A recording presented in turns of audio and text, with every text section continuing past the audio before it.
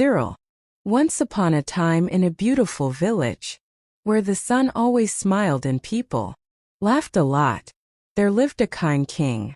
Named Cyril. He was like a big warm hug for the whole village. Every year you see in this village, everyone helped to grow food on a big farm owned by the king.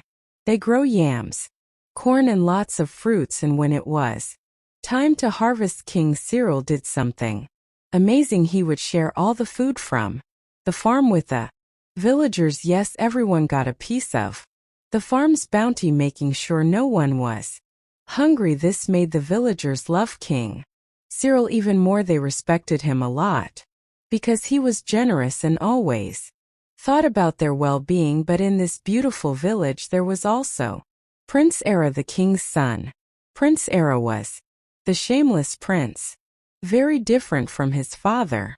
He was handsome, but he was not as kind. People called him the shameless prince. Imagine someone walking around acting like he made the sunrise and the birds sing, not listening to anyone, especially the older people. That was Era. He liked to remind everyone that he would be king one day. And sometimes he didn't behave nicely. He would go to where people drank palm wine, tell everyone to leave, drink as much wine as he wanted, and then not even pay a single coin to the seller, the palm wine seller. A kind man who worked hard every day, could only watch as Prince Era drank away his efforts. This wasn't a one-time thing. Prince Era did stuff like this a lot.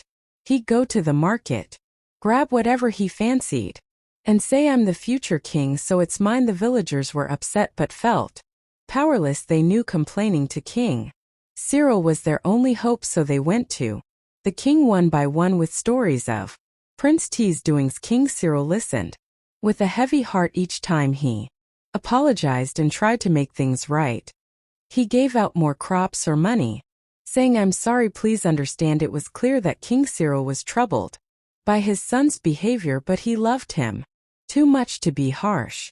The villagers appreciated the king's kindness, but they also wished Prince Era would learn to be more like his father. King Cyril knew this too and hoped that one day Prince Era would understand the true meaning of being a leader. As the sun set on the village, life went on, but the shadow of the prince's actions loomed large, hinting at challenges to come. The villagers hoped for a change. Prince Era would see the light of kindness and generosity just like his father. King Cyril. One bright morning, with the sun kissing the earth, King Cyril called a big meeting at the royal palace. Everyone important in the village was there, including the wise council of elders who had long beards and kind eyes. They all gathered around, curious about the king's sudden call. King Cyril stood up, his voice steady and clear. "My dear friends," he began, "I must travel to a far land across the great rivers and mountains. I will be gone for 3 moons.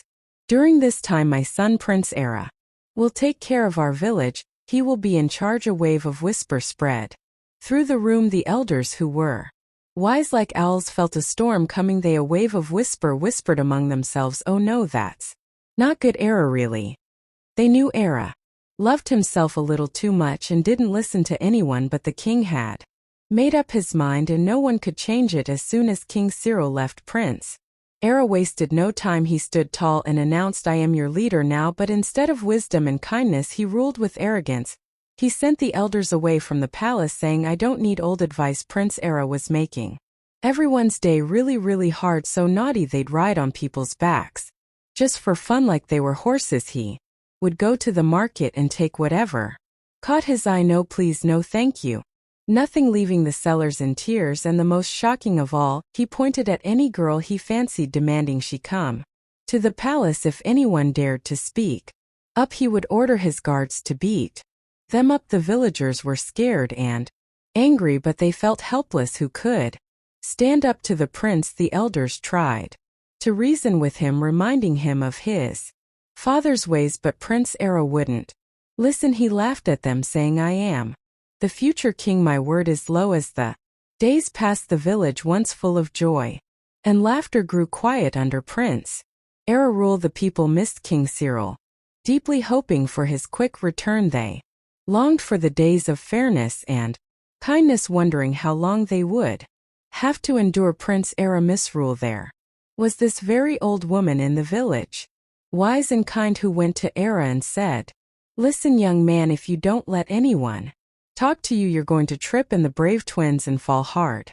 But did Era listen? Nope, he just kept doing his thing, thinking he was the tallest tree in the forest, but he would soon realize that even the tallest trees can be shaken by the wind. In the heart of our village lived Lala, a farmer known far and wide for his big farm of corn and yams. In the heart of our village lived Lala, a farmer known far and wide for his big farm of corn and yams, and for something even more special, his beautiful twin daughters. These twins were like two peas in a pod, yet each shone in her own way. Their laughter was like music, and their kindness like a warm breeze. Everyone in the village adored them, and many dreamed of winning their hearts one sunny day. As Prince Era roamed the village on his usual rounds of mischief, his eyes fell upon Lala's daughters walking in their father's farm. Their beauty struck him like a lightning bolt. He had seen them before, but today he decided, I must have them both as my wives. So Prince Era, with all the subtlety of a charging bull, approached Lala. "I, your prince, have chosen your daughters to be my brides," he declared, as if he was bestowing an honor.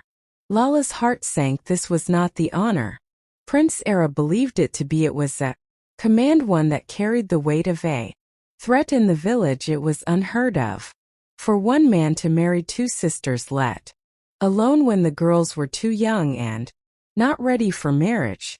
But how could Lala say no to the prince? The fear of what Prince Era could do to his family and his farm weighed heavily on him. With a heavy heart, Lala nodded in agreement. His words stuck in his throat. Lala say no to the prince. The fear of what Prince Era could do to his family and his farm weighed heavily on him. With a heavy heart, Lala nodded in agreement. His words stuck in his throat. The twins, standing by their father, were shocked. The secret plan they knew of Prince Era's reputation and the thought of being married to him filled them with dread. Word of Prince Era's decision spread through the village. Whispers of discontent rustled through the streets. "How shameful, two sisters, this is too much." The villagers' displeasure grew, but so did their fear of speaking out against the prince. Despite the villagers' whispers and their father's heavy heart, they had a secret plan brewing, something to teach this shameless prince a lesson. He wouldn't forget they had a plan, one that would show Prince Era he could not take whatever or whomever he wanted without consequences. The village watched, holding his breath, as Lala's daughters walked towards the prince's palace. This was more than just a marriage, it was a turning point, one that would challenge Prince Era in ways he never expected. Inside the grand walls of the royal palace, Prince Era was buzzing with pride. He had brought the twins home, ready to show them off as his newest treasures. But the twins, they had a different story in mind. They weren't going to let Prince Era parade them around without a fight. They were clever, full of spirit, and they had a plan. The twins started by being politely disobedient. They would smile sweetly at Prince Era's orders and then do just the opposite. If he asked for water, they'd bring him a leaf water. If he wanted silence, they'd laugh and sing. The prince, used to getting his way, was baffled. He couldn't understand why he couldn't control them. Then came the day, the big feast. Of the big feast, Prince Era had invited men of honor from neighboring villages to show off his power and his beautiful new brides. The palace was buzzing with preparations, and Prince Era was puffed up like a peacock, eager to impress. So Prince Era asked the twins to make the most delicious feast ever. "Please make it nice for my guests," he said, thinking they'd listen this time. But the twins, with plans to punish the prince, had a different idea. Hey nodded and took the money to buy food, but guess what they bought? Nothing to eat and nothing to drink. He big moment came and all the guests were sitting around Tommy's rumbling waiting for something delicious. He twins walked in with big trays and pots and everyone's eyes got as big as moons. Here comes the feast, they thought, but surprise, the plates were as empty as a bird's nest in winter and the pots were full of water, not the sweet palm wine everyone expected. Prince Era, shocked, stood up to ask questions, but then splash, the twins poured the water right over his head in front of everyone. Can you imagine? There he was, all soaked and drippy, looking like a fish out of water. His guests couldn't believe their eyes. They were so shocked they could hardly speak. They got up and left, leaving tea standing there dripping and embarrassed. Oh, how the tables had turned. He twins showed him that being mean and bossy wasn't going to make anyone respect or listen to him, just as Prince Era was steaming like a pot of hot soup, all angry and sending for Lala. Guess who shows up? King Cyril. Yes, the king himself. King Cyril returns, walks right back into the palace. The king walks straight to the palace, his presence commanding and calm.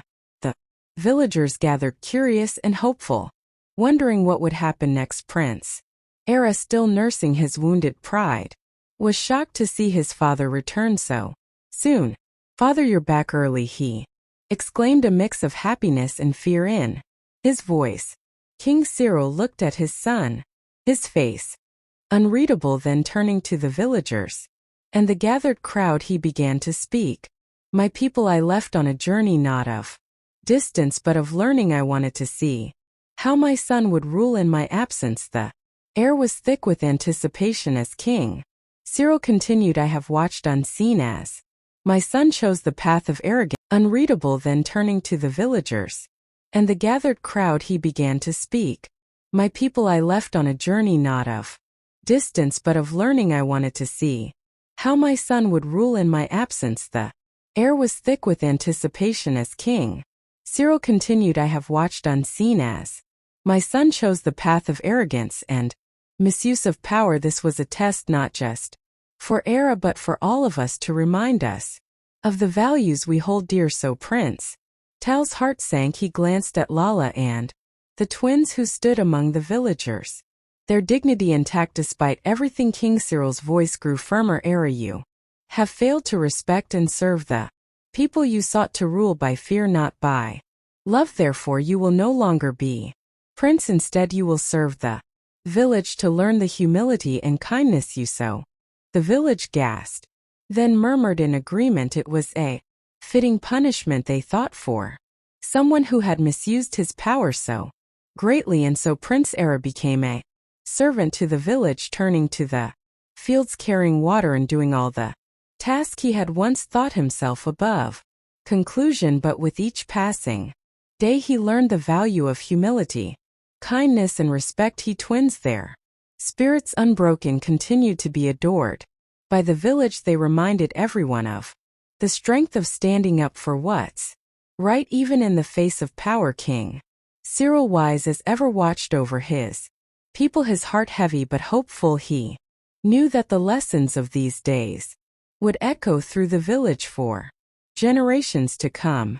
Era learned that being a leader isn't about telling people what to do, it's about listening, helping, and caring. He found out that being truly strong means being kind and humble. No more showing off, no more taking what's not given. Now he was giving back, and oh, Era, the one about the shameless prince, wraps up with a bow of wisdom. It tells us no matter how young or old we are, that being humble is mighty. It teaches us that power is not for making others feel small but for lifting them up, making everything better for everyone. And hat, my friends, is the true heart of a leader. I hope you enjoyed the tale. If so, please like the video, share it with your family and friends, comment on it, and don't forget to subscribe to the channel and turn on the notification bell for more enchanting era like this one.